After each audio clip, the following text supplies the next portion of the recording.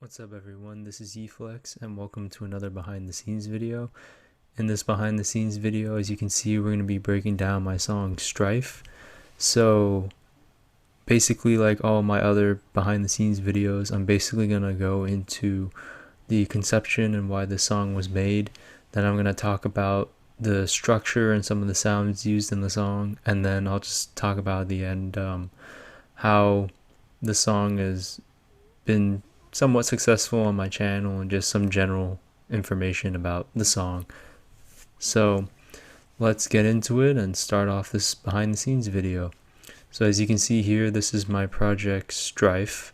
This song was part of the Maverick EP, which in hindsight, looking back, I probably should have called it the Albion EP or Albion EP, because I think Albion's the most viewed song, but at that time I had no clue, so I just named it based on Maverick EP because that name I figured was going to be better, and I figured that was going to be the most popular song on the EP, which turns out it's not exactly. But basically, this is the project file. I made this song based off this old fishing game for the PS1 called Saltwater Fishing, and the theme song for the Great White Shark was exactly like the MIDI notes written in this song, but I just wanted to make a song based off those notes, kind of like a more updated version of that soundtrack for that game. So I just kind of recreated the Great White Shark theme song from that game into this song, and just like use the same notes but change the percussion, change the BPM, and change all the sounds in the song. So basically that's pretty much how Strife came to be, and the title Strife came to be because I used a lot of distortion and stuff in the song. So it's a really like aggressive sounding song, which I liked, you know, more distorted, aggressive feeling. So definitely has that kind of grit to it. And my apologies before we go into the further breakdown of the song. This is like my second time opening this project file within the last like 2-3 weeks. I think I scoped this project file once before, but I don't remember exactly how everything's structured. I just looked at a couple things and closed the file. So bear with me as I go into the project file and kind of break everything down. So to start off this breakdown, for this intro I used a floor tom and a CYC tom. Basically kind of used a more tom introduction instead of like a snare or kick introduction. I don't know, it just seemed to work at that time. And then the claps were just some claps I had from different packs. They're from different packs, different free clap packs I have. I think there's one called Disco Funky Clap Pack or something. Basically, and then I had for the ambience a massive file playing as the heavy bass sound, but it kind of droned, I believe. Let's listen to it. That's right, it droned because it has a guitar rig preset called Rotating on it. I don't know, it gave this kind of metalish kind of vibe. I don't exactly know how to describe it. Like, it's not really a pad, but it's kind of like a really reverbed kind of electric guitar sounding sound, or bass kind of sound, paired with like a really kind of happy happy ambient sound, which is the bell pad too, and the single layer pads.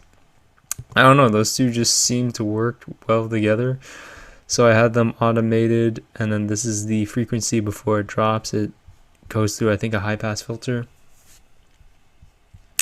but a straight shot, it just starts off with the toms and that. And then this is a chime sound that I used to use. This chime sound, I think I originally used, as you see in my song Valaxima. It was just for like really high-end sounds, which I found out later like I don't really use anymore because it's a little bit too high, and the frequency range kind of can hurt your ears. I mean, I tried to EQ it to where it wouldn't be so sharp it would hurt your ears, but the equivalent would kind of be like when you hear like someone hit a mic in a loud space and go like a really loud noise that kind of pierces your ears. That's kind of what the sound was like. I mean, when I was trying to use the sound in the past, like I tried to eliminate that, but overall I couldn't really eliminate the exact sound, so I ended up just stopping using it because I didn't want the sound to keep piercing my ears while I was listening and mixing the music. So I think this EP and then a few other songs I used it, and then after that, like I think I stopped. I think in like the Wraith EP I used it, and then after that I think I stopped shortly after that. So the bass sound going into that is probably the heavy hitting sound. It's a massive sound, which I think it's heavy bass sound 1, M-Talk, additive, and polysaw wave. And then with some saturation and some overdrive, so it gives that really kind of beefy, distorted feel.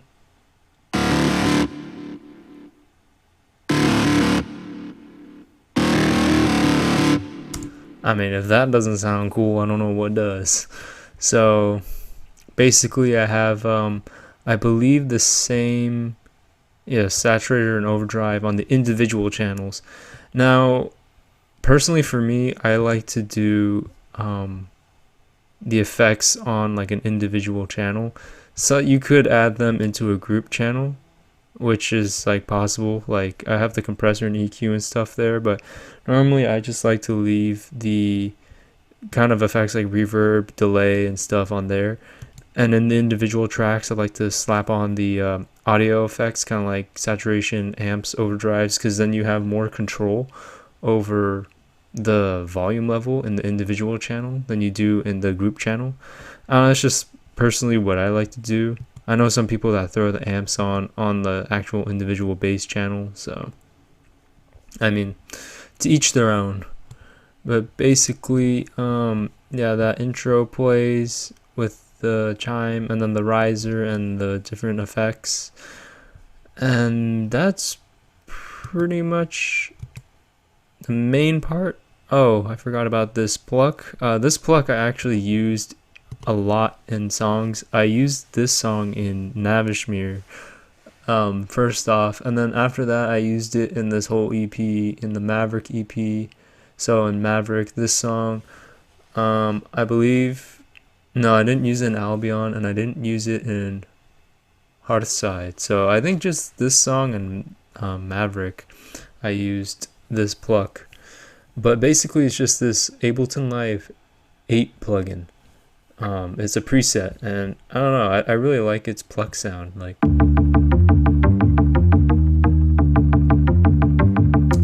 it's nothing super special, but it gives it kind of a nice tone on the bottom. It kind of adds a more pluckish type of attack feeling to the bass sound. So when you combine the two together, it kind of gives it more of a realistic feel.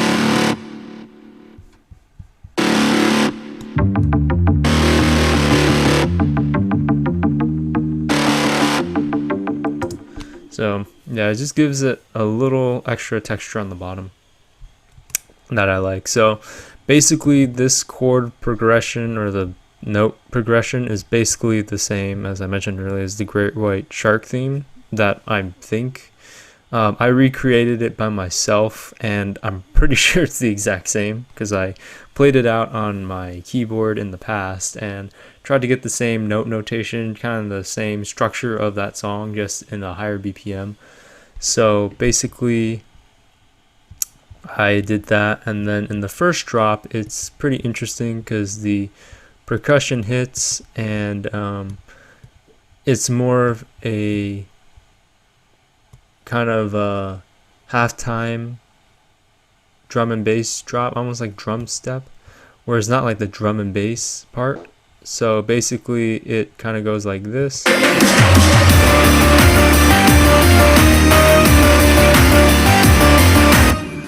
So the kick is playing, and then the claps, and then the hats. So the kick is, I think, on every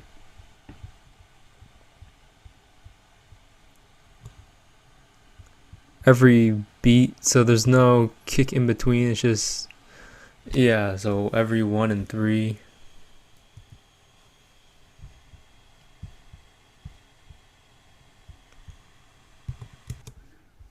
So the kick basically, as you can see, starts at 42, then goes to 42.3, so it's on the start of the beat and on the third. So then as you see here, it goes. So if you pair that with the claps,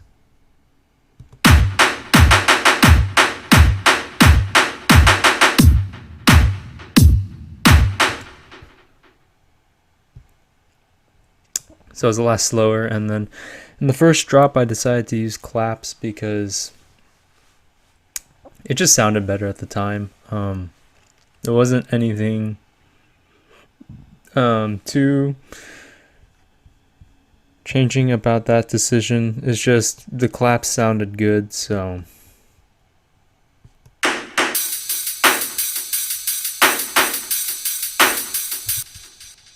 I had an open hat running and then had hi-hats running. So the open hat basically, I think, is just playing pretty frequently to give it kind of a groove. Same with the regular hi-hats. And then these ones, I believe, I put on a simpler, so then I kind of pitched them up a little bit. I might have done the same with the open hi-hats. I think the claps as well. Yeah, I pitched them up to about C sharp, and the claps are in D. Wow, I don't remember doing that. I guess for this song, tuning them up sounded okay. Nowadays I don't really tune as much. I normally just leave certain things in the key of C, and then everything else is kind of on a drum rack, so it gets assigned to whatever note the layout is in my drum rack. So I don't manually tune a lot of that.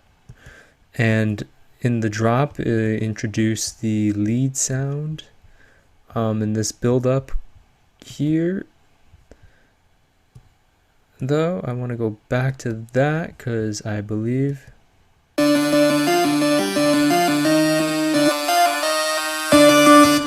so a tip and trick that I learned from a Steven walking behind the scenes video of Dads in Space. Basically he said to have maybe like a few notes or like the whole melody line play a little bit before you're introducing a new sound, because it gives it a better transition. And after watching that, I tend to do that a lot with my sounds. Sometimes I use like a whole like bar or measure or phrase to, you know, kind of start the transition of the melody like here into the actual lead. A lot of times now though, I just use like 2 or 3 notes just to like build up into the lead sound, so it doesn't just start right off the bat. Sometimes when the sound starts off the bat, it sounds kind of sudden starting, whereas when you transition the sound, it just sounds a little bit more cohesive. So that's just something I learned from Stephen Walking's behind the scenes video of Dads in Space. So that's just a tip that I figured I'd share with you guys that I learned from his video. But basically for the lead sound, I have a saturator and overdrive on the massive preset, which is the homemade sound 1. I think this sound and another lead sound, I think maybe homemade sound 2, can't really remember. I used that a lot between the Maverick EP and the Wraith EP, if I'm correct. It's been a while since I opened all the other projects, so I can't say that for certain, but that's the lead sound. It basically plays out the same notes as the chord progression, the riff kind of from the Great White Shark song, and then it goes into the break.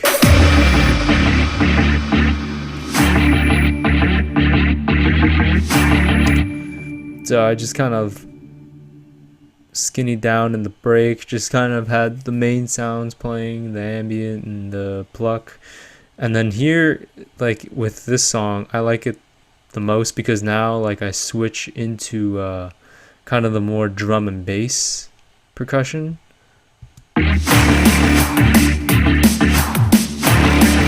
Because now like I switch, instead of using a clap, like I start using the snares. So the snares basically it's a CYC, so music radar, not music radar, the drum pack I use, that's the snare that came out of there. And then these are snares that I got from Maz Tense from his pack. And basically this snare is interesting because it's not really like a actual like hard-hitting snare. It's kind of like a sound effect, almost like a reverbed reverse snare. I don't know, I like that effect. I've used it in a few other songs as well, just to give a little more flow to the percussion. So as you'll see here,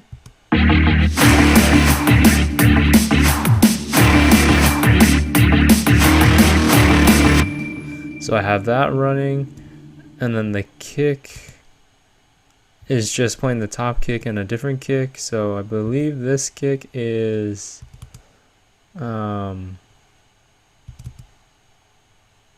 kick 139. Oh, I don't use that kick very often. And the bottom kick in the is 216, and I did pitch both of them up.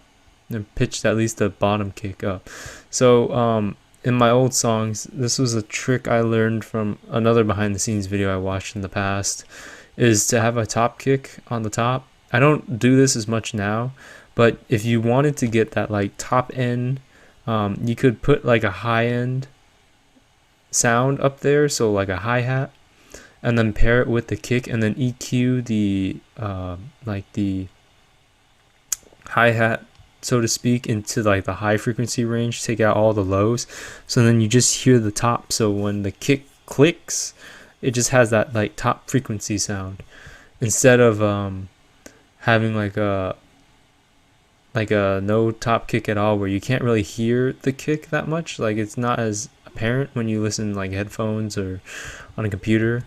Mostly headphones though, because that was the issue I used to have before. But sometimes on a computer, like hearing on your speakers, you don't hear the top kick either. It just sounds very bassy. So that's what I used to do before to get a top kick in my kicks. Basically, those kicks run, and then the intro back into the second drop. So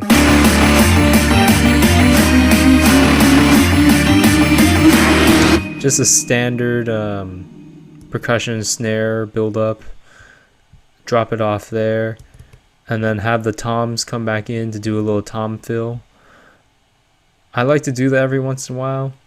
Probably should do it a little bit more in some of my other songs, but you know, maybe we'll get there, maybe we won't.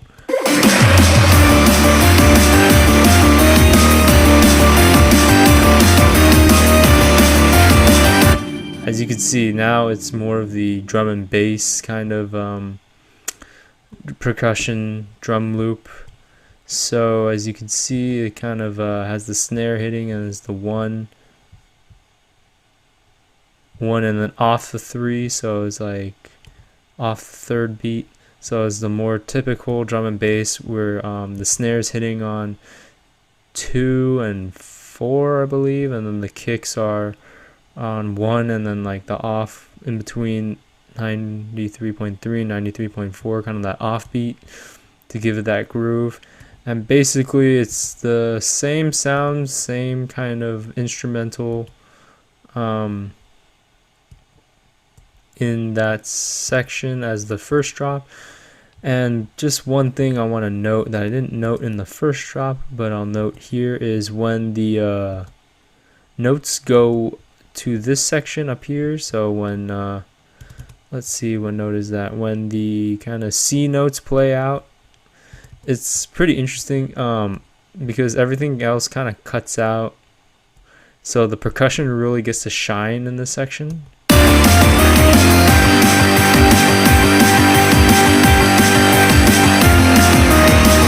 I don't know, when I listen to this song and I hear this section, like I can really hear like the percussion going because there's just one note kind of playing, so then you can kind of hear everything else move, whereas when you hear the other notes, there's a lot of other things going on. So overall, that's pretty much the song. I basically broke up the lead and the bass sounds into different parts, just so when I outro, if I need to change the automation and volume and stuff, I wouldn't influence this one track. For me, that was kind of the lazy way before of not having to automate and volume control so much.